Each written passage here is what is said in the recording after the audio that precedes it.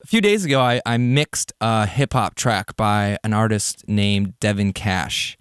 It was recorded by my buddy out in Washington, Josh Holland, at Greenlight Studios. And so I went through the whole process of mixing it, and we ended up getting something that sounds like this at the end.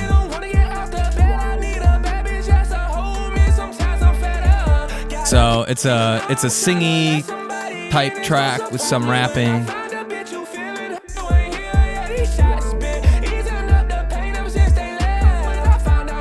So we finished up the mixing, but I never really got into the mastering aspect of it, or what is mastering.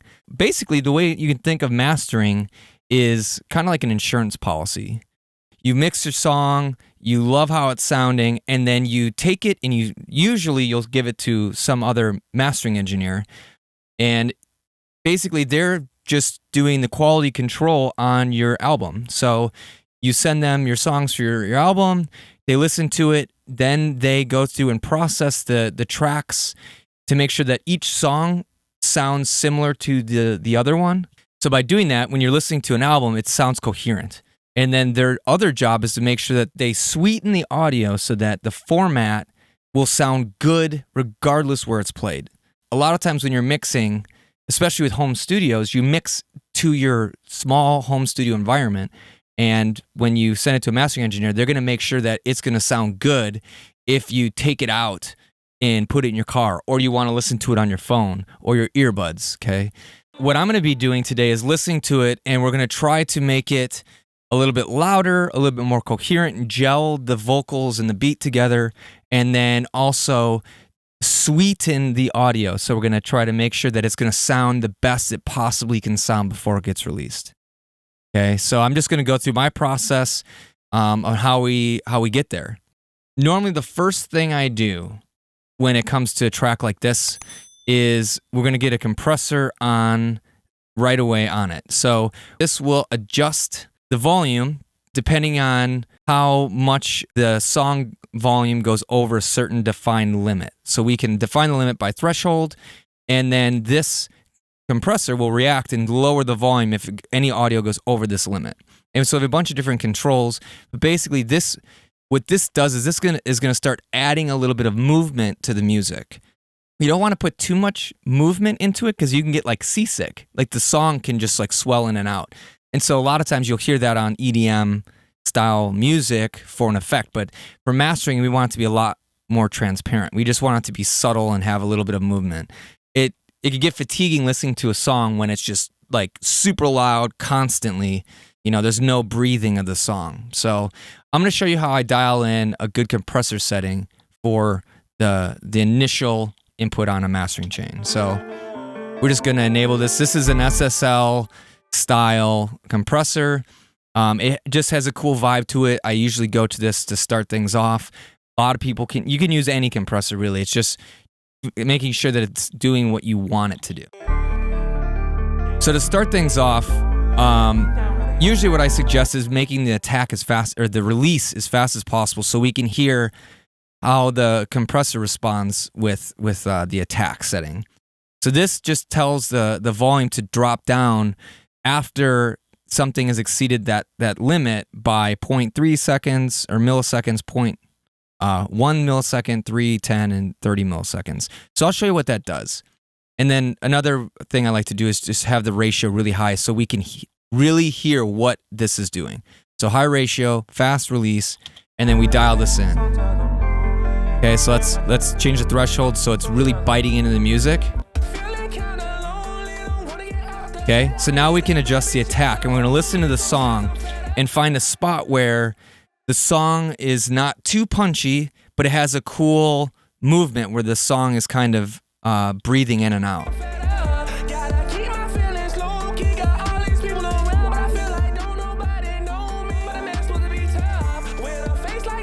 So you can hear how the slower the attack, or the larger the number on the attack, the more the initial punch of the low frequencies come through.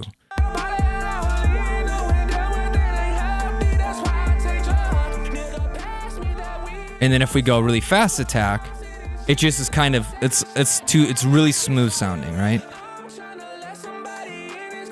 So we're probably going to want to go somewhere right in the middle here.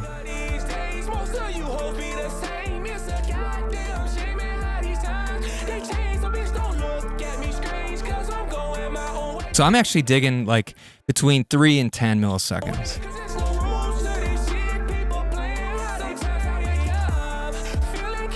Okay.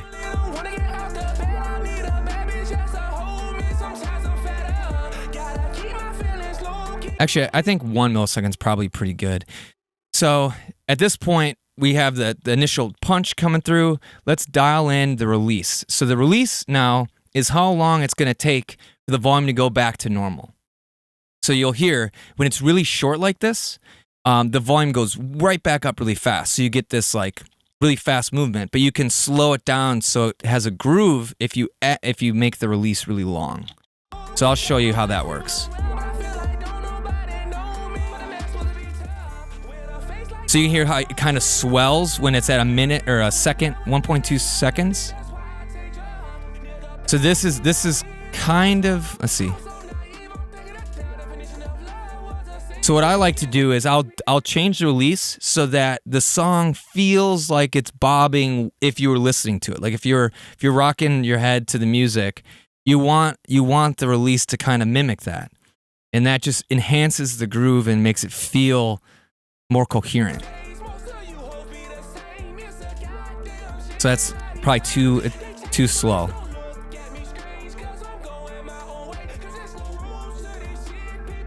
Let's find another spot where we can hear it better.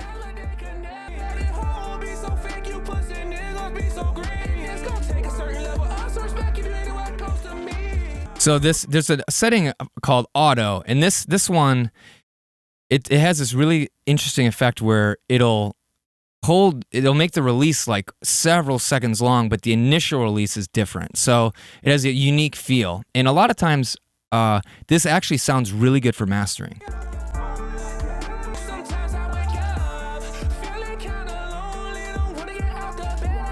I'm digging that. So I like that. So we'll leave that there. So we have our attack and release time set. So we have a cool groove going. Now we want to just tuck this in. So we're going to back the threshold off and then also the ratio. So the ratio basically is how aggressively it's going to reduce the volume. 2-to-1 ratio means that it's going to be very gentle and not so noticeable. And 10-to-1 means that anything that's going over that threshold is going to get smashed. Okay, so usually in mastering, you're looking at a 2-to-1 because we don't want to change too much of the song, right? The artist has mixed the song. They've spent all this time and money working with the producer to make this perfect track. And if you go in and start really changing stuff, it's going to lose the vibe. It's going to lose the vision of the song. So be careful when you go in. It's so easy to want to go in and just like crank a bunch of knobs. Try to stay away from that.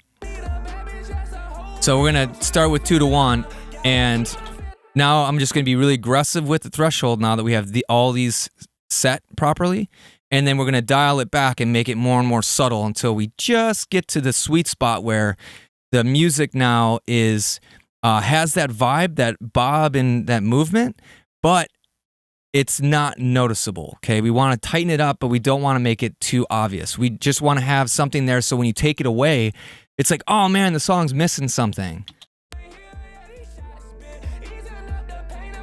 Okay, this is still way, way, way too much.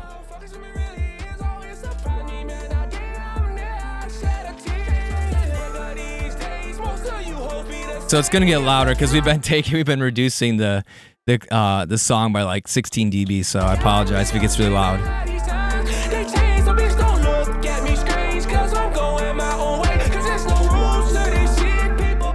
So this is way too much. This is kind of borderline too loud or too aggressive, I think. So this is what I'm gonna do. We can go in and we can adjust the input gain going into this mastering chain. So we're just gonna come in here and dial this back a little bit. Pretty sure, yeah, this is the pre-gain here. So then we can attenuate less here.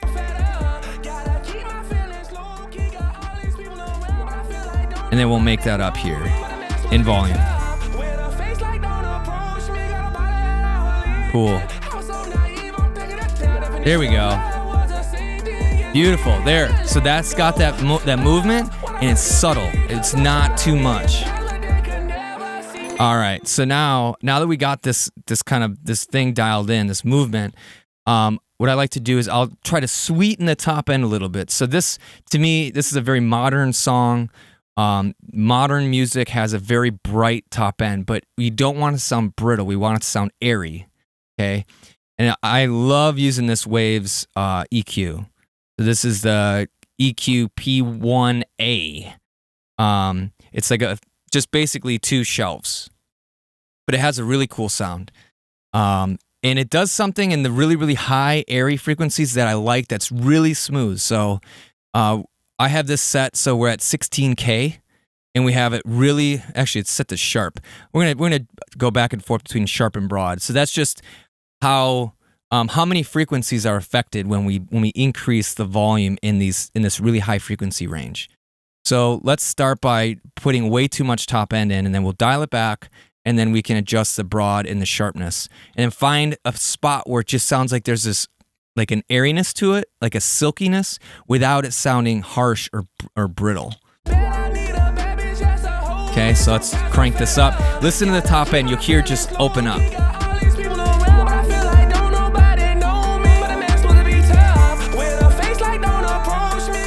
So you hear how the hi-hats are starting to get really prevalent here? And then the airiness of the vocals is starting to really jump out.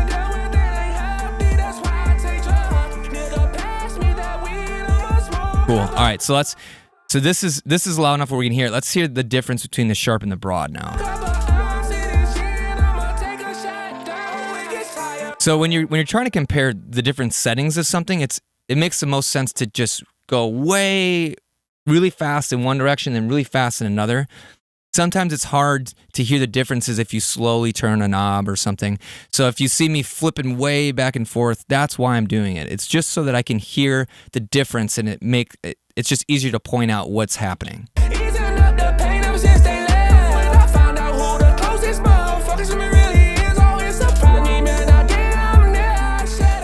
Okay, so what I'm hearing is that when it's sharp, it's a little bit more focused in on the hi-hats and then the air in the vocals.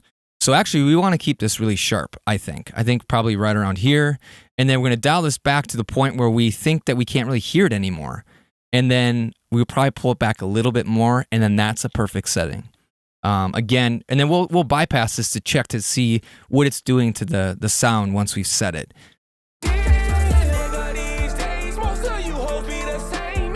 So, man, it sounded so dark before. So that's too much. Right here sounds about right to me, but we're going to go a little bit more.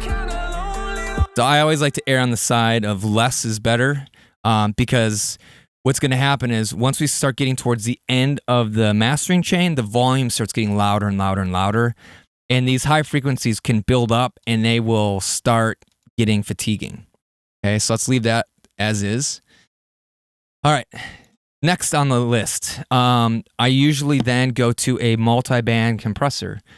So this is basically, I use this as like an insurance policy. Again, I like equating mastering with insurance, but this basically just listens to the different frequency ranges that I have in the song, and if something starts to build up or get, because the song is dynamic, it's changing. You have, usually the choruses will have a bunch of vocals in it. And as the song progresses, you might start having more ad-libs and things like that.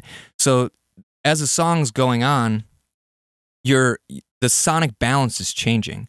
And by having this in this channel, this will help just pull back those frequencies that might start getting harsh when we have a big chorus or there's something that's different or unique about a certain section of a song.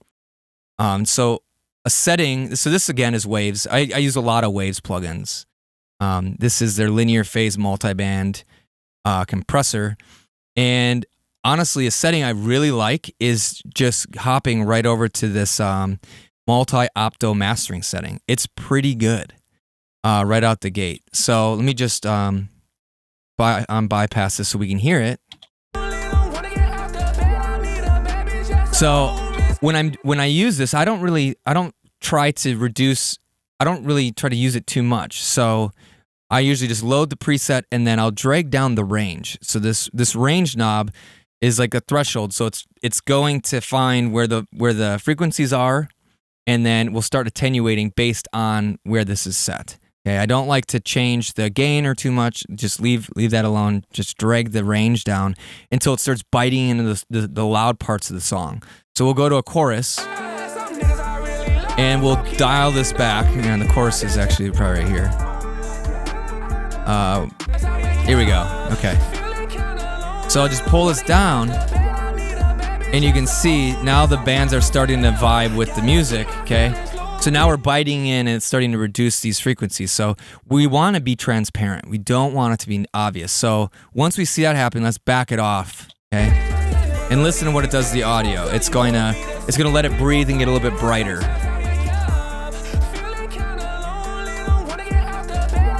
Okay, so now it's not really doing much of anything.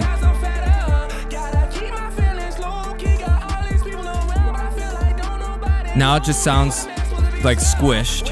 Okay, so we're gonna just kind of go right around the middle here and go to another loud part and make sure that, if things are building up, it's digging into it a little bit. And so something else you can do, if it's not taking care of like the really bright stuff, you can increase the attack time. So a lot of times with this, especially with this airy band here in like around 11K, 24 milliseconds is way too slow. So it's letting all the sharp transients through. So I'm actually going to tighten this up, and you'll start seeing these bands dancing more with the music, especially when the hi-hats are there. And that's just taking off that initial like tick that's from the hi-hat, and it's just smoothing out the top end for us so it doesn't get harsh. Okay, so watch what happens when I make this tighter. You see how now it's responding with those hi-hats? Okay, but we still want it to have a little bit of an attack to it. So, we'll just dial this in until we have the right amount that we like in there. All right, so let's dial this back and let the top end breathe a little bit. Okay. So I think we're still attenuating. Let me see. The hi-hats could breathe a little bit more. I'm wanting a little bit more of a transient there. So we're going to make the attack a little bit slower.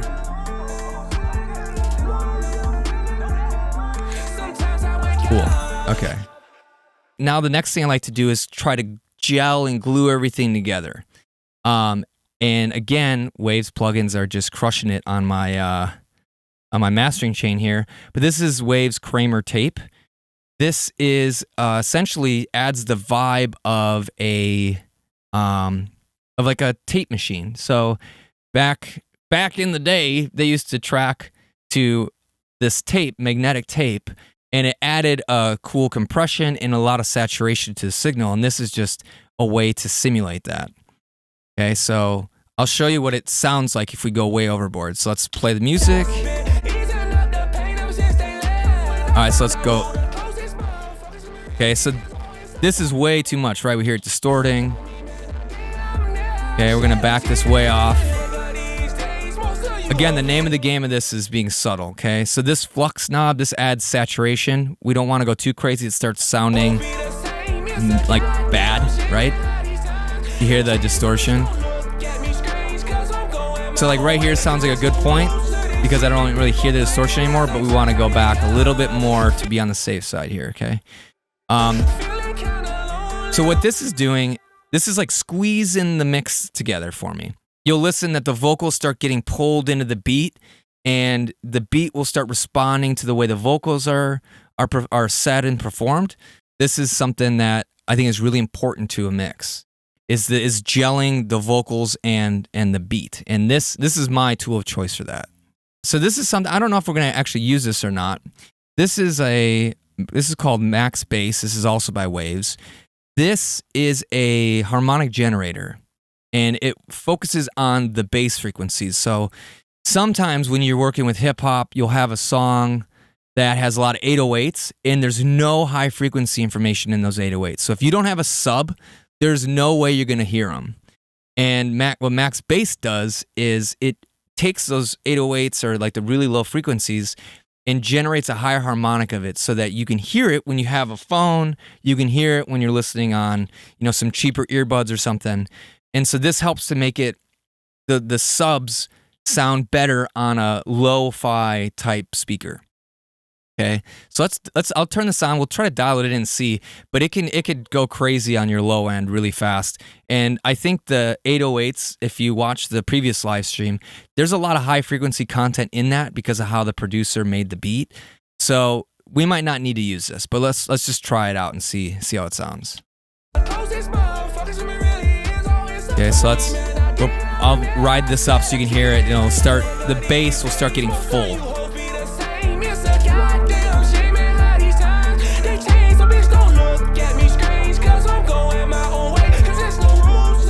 So now bass is huge right now. So without it, if you're listening with like a sub, your sub's gonna be blowing up. So actually, it sounds okay. It's not distorting. It's not doing too much. I kind of dig it. It's filling it out a little bit more. I actually hear it. Here, let me show you. We can hear exactly what this is adding if we go to this setting right here, max bass. This will play just the added bass signal. And to me, when I was turning it right around this setting, the frequency of the vocals actually starts filling out. So it adds a cool effect where it makes the vocals sound a little bit more intimate with these added low frequencies. So we should be able to hear the vocals in this when we listen to just the max bass signal. Yeah, so you can kind of hear it. It sounds like someone's rapping like next door to you. Cool. So that's the sound that's being added to our signal. Okay. So it's, I guess, again, that's just filling out that low end. All right, cool. Next up is I don't even know what this is technically called. This is Inflator by Sonics. This thing is, if you watched any of my live streams, I talk about this every time. This thing is amazing. I met the people at NAMM in Anaheim, California a few months ago, and I asked them, I'm like, what does this do? Like, what is the magic? And they said, oh, it's just magic. So that wasn't really helpful. But they said it's basically a saturation plugin. Okay, but it does it in a unique way that's proprietary. They wouldn't tell me anything more than that. But it makes the volume of the track super loud and full, and it brings up all these really subtle details in the beat and the vocals, and it makes them audible. Okay, so it has this really cool effect of like gelling everything together. And what I found is that for hip hop or anything bass heavy, you have to put on this band split. So this will get rid of, when it's processing, it kind of gets rid of all those 808s and stuff, so it doesn't like start breaking up and sounding bad. So you can add a lot of cool volume. You can bring out the details of the mix using this. And if it's a bass heavy song, this prevents it from breaking up. So check it out. I'm going to just turn this up and you'll hear like things will start hitting harder. The details of the vocals start popping to life. It's amazing. All right, check this out.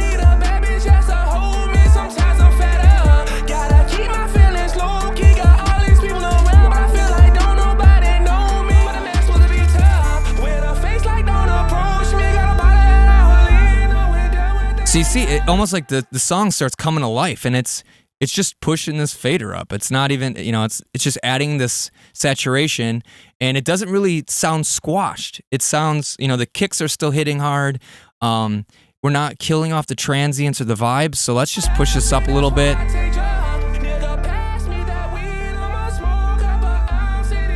Like right around here, it's just adding this nice...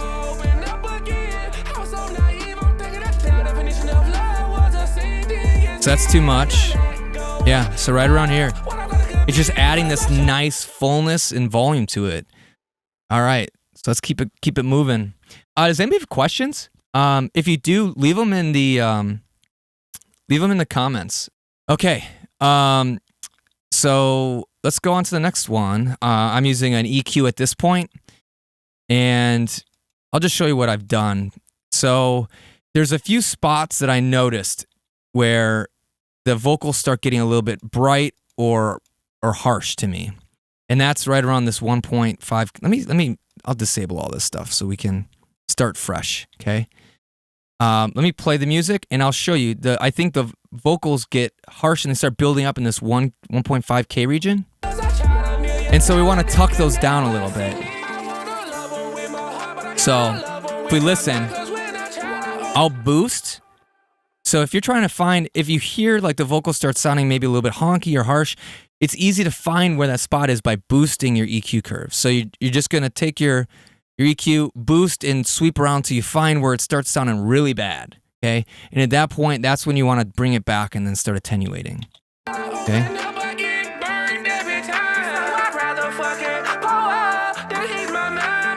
So like right here, that's what I'm hearing in the vocals. It's a little bit too much, okay?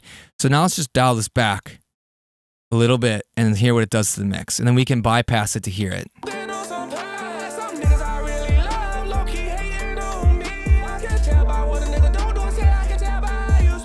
Okay, so I think it's a little bit too aggressive. Right in there probably is better.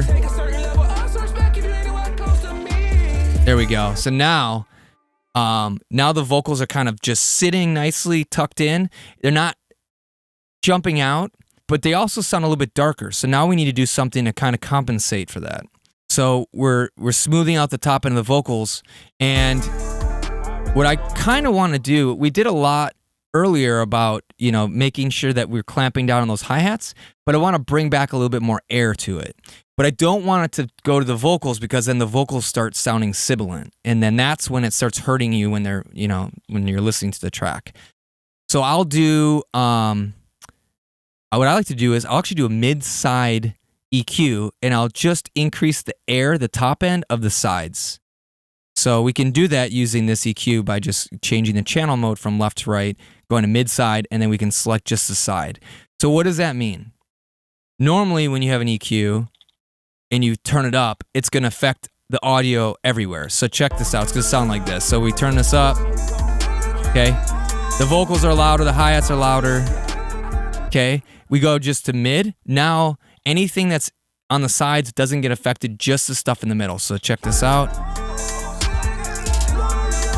You can hear it. It's like all of a sudden the middle gets really loud. It feels like the stereo image has collapsed, right? Okay, so this is a way where we can affect just the vocals without affecting like the beat. Anything that's panned on the sides won't get affected. But now if we do the side, now we're going to be adding air to the other elements and not just the vocal. Okay. So now you can hear it's doing stuff to the reverbs that we have. It's doing stuff to the hi-hats. And what I like to use this for is just adding a little bit of width to this track. Okay. So I like to make it a little bit, I'll make it a little bit narrow, okay? And then just like a dB or two. Not too much, we want to be careful. And then I'm way up at 15K. This is just adding a little bit air, right? So this is actually what it's doing. Here, you can hear this band. I can barely hear it. Let's go to where hi-hats are. Okay. So this is where the frequencies that this is affecting. So these will sound louder on the sides now, okay? So we're just gonna dial this up like right there. Adding a little bit of width. Cool. All right. So something else that's always good to do is filter off some of the super, super low sub bass. Okay? Remember earlier we used this harmonic generator to add a bunch of low frequency information? That can come back to haunt us if we don't deal with that. We're going to go in and we're going to take out anything that's super low. And by super low, I mean like less than like 28 hertz or something, maybe 26, just to get rid of some of this energy down here, because then that's less work for your speaker, okay? Because if you can hear it or not, it doesn't matter. The speaker still is moving because of these low frequencies down here. So if we get rid of that stuff, you can essentially put more energy in your speaker and you can get a louder sound. That sounds kind of crazy, but that's basically the way it works, okay? But with hip hop, a lot of times you'll get sub information all the way down to like 26 hertz. So you got to be careful, okay? So use this at your discretion. If it goes really low and you have a subwoofer that can go that low, like 20, like 30 hertz or something, and just you don't hear anything, you might have rolled off too much of that sub. Okay, so if you can see, let me see, I can't really get this. So basically, I'm looking right down here. You can see it's being attenuated, just these like super low frequencies, just a little bit, okay? And then also what I'm going to do is I'm going to change this to a linear phase. And the reason for doing that is when you roll off low frequency information like this, anytime you have a cut, like actually anytime you do any type of manipulation of audio, you're going to be inducing what's called phase effects. And it's most noticeable with these like low frequency bands. If we go into a linear phase mode, there's some things that are being offset by correcting the phase and make sure the phase is correct, but it's going to be very subtle. And the phase can wreak havoc because you can start phase canceling frequencies of in the higher region here, in like your low mids or your bass, because of this cut. Now, a lot of people don't really talk about this because it's kind of complicated, but I promise you, if you have a bunch of these high-pass filters on a bunch of tracks and you sum them all to a channel, you'll notice it's affecting frequencies beyond just this range. It's kind of crazy. So you want to be very careful when you're doing these cuts. And by using a linear phase mode equalizer, you can minimize that damage that could be happening. All right, enough of that technical crap. Let's listen to the song. I use this all the time. Sounds so awesome. What this does is it listens for any like whistling or resonant frequencies. So anything that, like in vocals, you'll have some really sharp sounding sounds, I guess, out of your vocals. This will find those exact spots and then you can reduce them. So it's super transparent. It's like a really transparent de-esser. So it doesn't affect a broad band. It'll actually fit the resonant modes of those whistling or bright frequencies. This company is amazing. I met them also at NAMM, and they're making products that I think are changing the industry. So they have two versions. They have Soothe 1 and Soothe 2 just came out, and I highly recommend if you have Soothe 1, upgrade to Soothe 2 because it's amazing. And they have a cool program where you can just pay the difference and they'll give you the new version of the plugin, but it's so much better and way more powerful. So the way we can dial this in is we're going to put this in what's called delta mode, and so we're listening to just what it's affecting, okay? And this depth is basically like that compressor threshold setting. And these different bands allow us to either boost frequencies into this detection circuit so we can attenuate specific frequencies that are obnoxious. Like, remember I made a cut around 1.6K? We could push those frequencies into this threshold limit, and then it'll attenuate it more. So it's listening in this range more than anywhere else, okay? So that's what we're going to do. We're going to find the harsh spot, and then we're going to attenuate, okay? So it's in delta mode. So let's find some really terrible sounding spots, and then we're going to just smooth it out or soothe it out. See what I did? All right. Okay, so I have it really, really aggressively digging into the track right now so we can find the exact spot that we want. Okay? So if we just like an EQ, you're sweeping through. So there's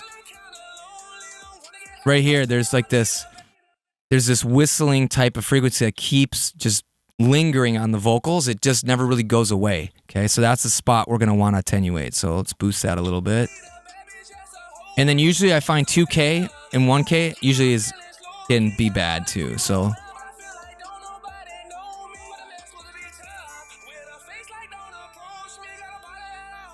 and if you're doing a metal song, you know that you got to kill the 4K. All right, so right on here too, I think. All right, but this is pretty aggressive. So let's dial this back. Okay, now we're gonna just dial it in. Okay, so let's turn this basically off. We're off at delta mode, and we're gonna turn the depth up, and we're gonna listen to how it's affecting the audio. Okay, so listen if you go too much. It sounds almost like the vocalist now has or the rapper has a lisp. Okay, so I think right on here is where it's starting to just take off the edge a little bit. One more thing I want to talk about. Let's go back into delta mode, and we're going to adjust the sharpness. This is going to either make those bands that it's focusing on the resonant peaks wider or more narrow. So if you're working on really high frequency information, it might make more sense to make this really sharp. If you're in the low bass frequencies or like cabinet resonance frequencies, like around 100 hertz or something, sometimes it sounds better more broad, okay? And then the selectivity also will dial in when it's finding the resonant modes, how much it's going to stick to those modes versus listening to the whole spectrum. Okay? So we're just going to dial this in and find what I'm listening for is what sounds the worst, okay? In delta mode, when we start hearing things that are really sounding bad, that's when we know we want to get rid of those frequencies, okay? And we're in a good spot. If it sounds pretty musical and good, then that means we don't want to get rid of those, and so we're not attenuating the right frequencies, okay? So let's adjust the sharpness. So right now I hear it's like almost just hi-hats, and it's not really any specific frequencies, okay? So that's probably not the right sharpness that we want for this setting, okay?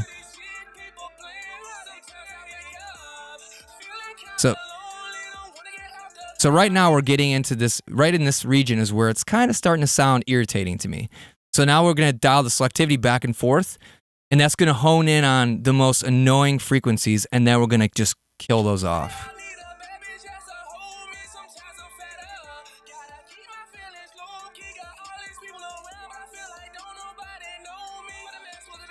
It's actually right on here is sounding pretty good to me.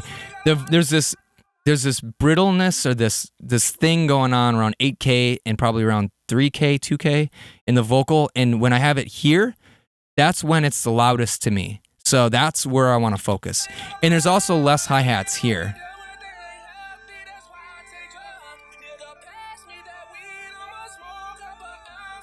All right, right there. So now let's take it off delta mode. We'll dial this in, and then that's going to be a perfect setting for us. So too much. So I'm listening to the vocals. Listen to the S's and the airiness of the vocal and delivery. We want to make sure that it's not getting too smoothed out, right? Otherwise it's going to sound like the rapper has a lisp.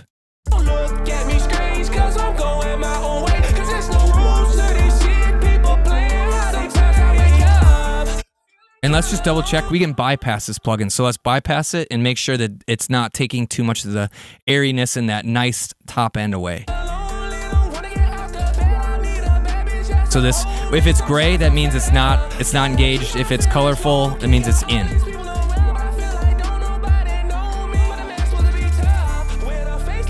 I think we can actually go a little bit more.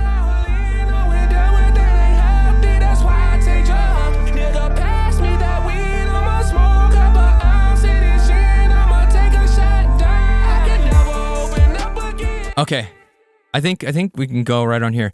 And then something I always like to do, again, because this is a mastering context, is this mix knob. I don't ever like to just like completely take over and rein in all the frequencies.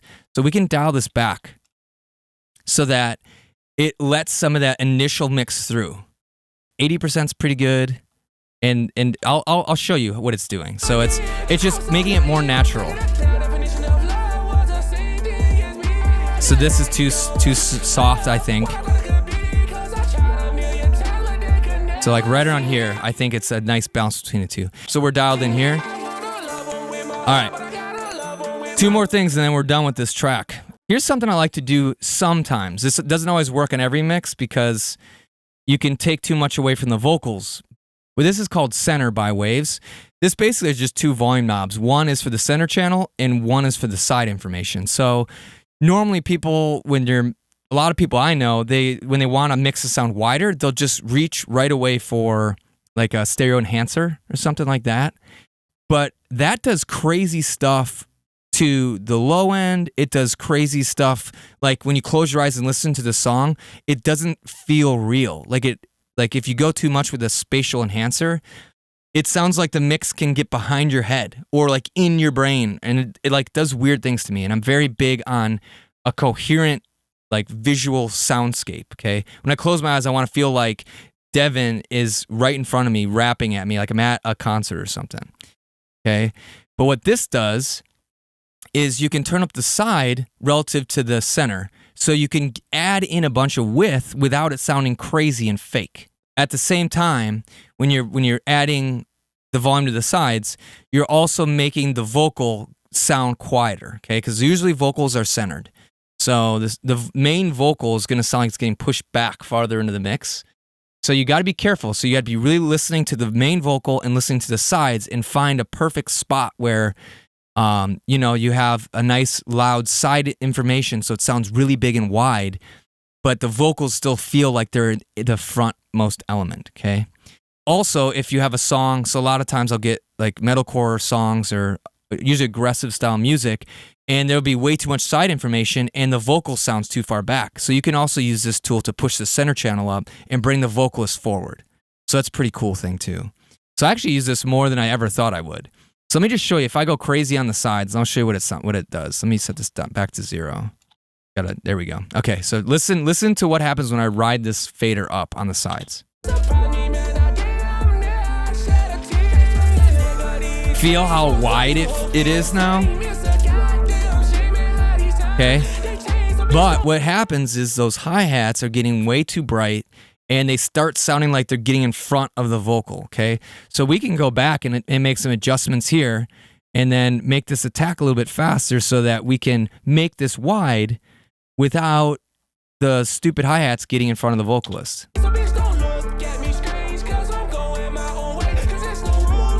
Okay, so I'm just gonna have it be a little bit more aggressive.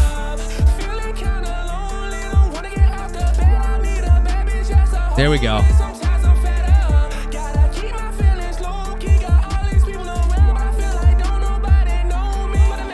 So again, this feels good here. Mastering, always better to pull it back.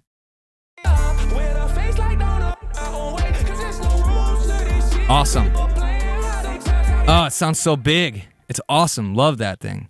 Last thing, let's throw a limiter on it, bring the volume up nice and loud, and make sure that we're keeping the punch in the 808s and that the top end doesn't get too brittle. So I'm using FabFilter's Pro L. I think they have a newer version called Pro L2 out. So I love this limiter, and I know the Pro L2 has a lot more features, but I don't like more features usually because then that's more options and more things to distract me from just getting the song done. Okay, I'll start losing the vision. So I like simple tools that just get me where I want to go. By the way, I want to mention I will post a link to all these plugins so you guys can check those out.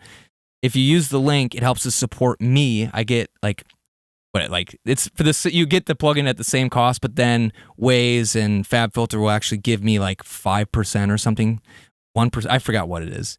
But that just helps to support me. It's kind of like buying me a cup of coffee. It just gives me a little bit more reinforcement to keep doing these live streams, and then I can dedicate more of my time into helping people.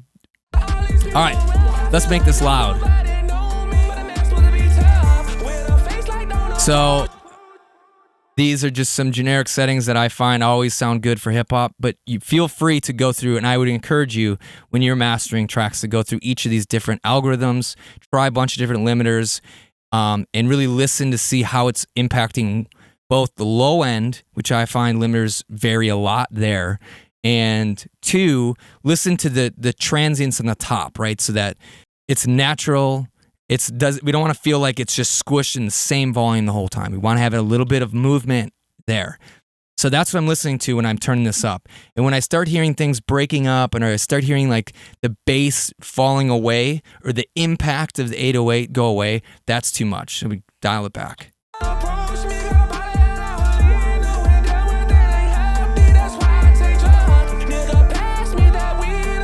So right here, we're starting to get into that range where the 808s are starting to die, okay? And it's starting to sound like everything's too consistent. We're losing the movement that we spent a lot of time dialing in.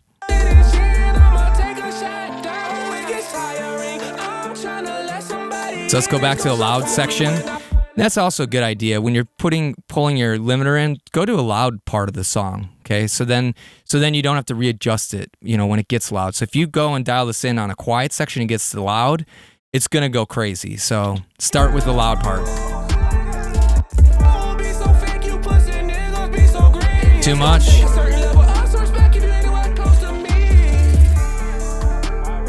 So I think like right around here. Cool. But again, don't look at graphs, don't worry about anything, just feel the music, make sure that the impact is there, the high end's there, and there's some life there. You don't want to suck that all out.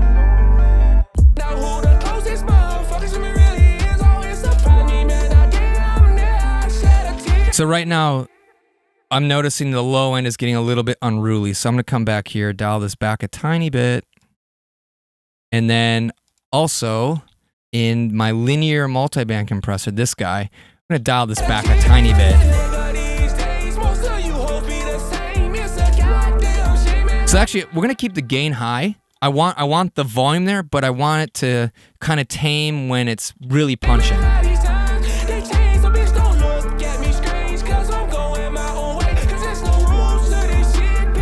Cool, there we go. There it is. All right, here's the moment of truth. What I'm going to do is I'm going to bypass all the things I did to the song, but at first I'm going to level match it to make sure that we're not cheating our ears. Okay, so now we'll A/B this. Okay, so basically we're going to listen to everything that I've done and take it all away. Let's listen to the width. So how wide the song feels. We're going to listen to the low end and the fullness.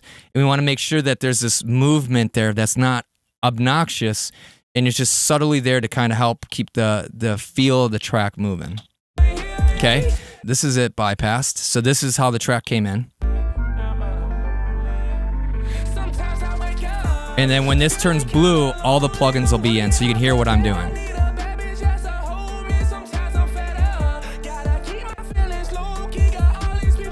So you can hear how just boom, it got so big and wide, right? And then when I bypass everything, it just kind of sounds like there's a bunch of stuff on top of each other. And then it blows up wide. It's easier to feel, like you can, when you're listening, you can pinpoint where the rapper is, right? So Devin is like, boom, right there. And when I get rid of all the mastering, it sounds like everything kind of falls on top of him a little bit. Right? He's like really far back. And then with the mastering, he's way up front. He's like, I'm looking at him on stage, right? It's pretty awesome. So not only did we make it 4.8 dB louder, okay, but the song feels better, and when we close our eyes and listen, like the visual aspect of the song is much clearer, and we can almost like see him performing on this track. So pretty cool. That's it for me, man. If you guys have any questions, leave them in the comments. I'll go through after the live stream ends and I'll answer anything that you guys have. Thank you so much, and I'll see you guys on the next live stream. Have a good one. My confidence is straight to the ceiling, so you can say that you said he couldn't take the cold nights. Your clothes are the dark side. We'll leave the greatest when we